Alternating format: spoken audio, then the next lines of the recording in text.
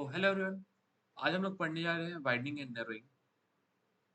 सो widening और narrowing को हम कहते हैं अपकास्टिंग एंड डाउनकास्टिंग। तो ये दोनों होते क्या है?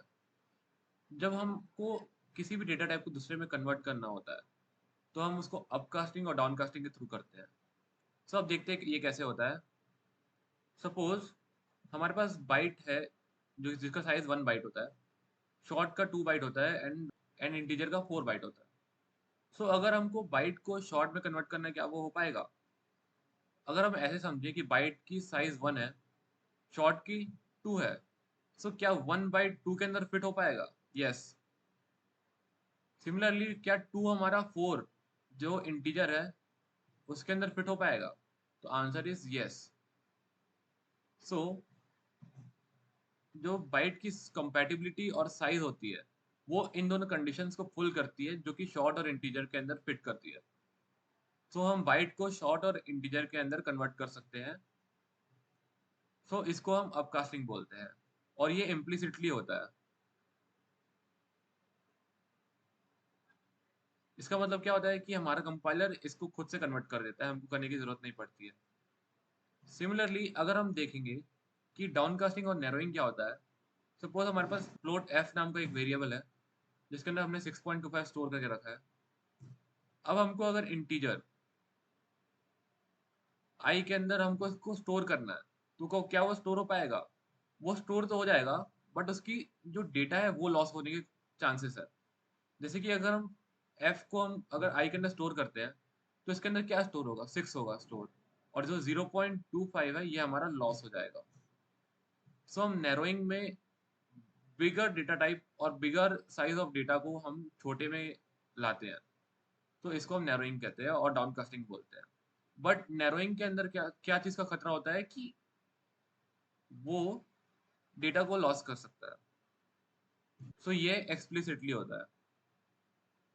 इसका मतलब क्या है कि यूजर इसको खुद से परफॉर्म करता है, ये कंपाइलर परफॉर्म नहीं कर सकता।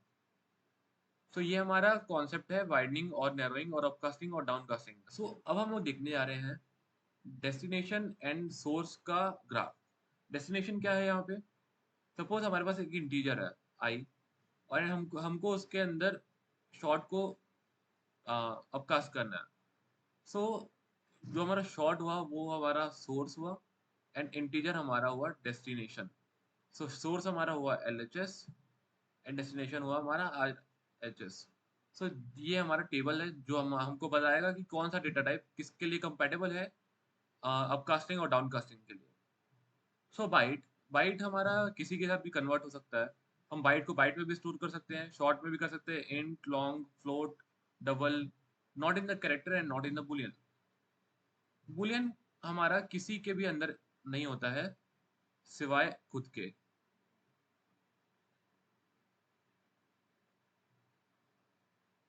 सो हम यहाँ पे सारे बुलियन के बॉक्सेस को कट कर देते हैं।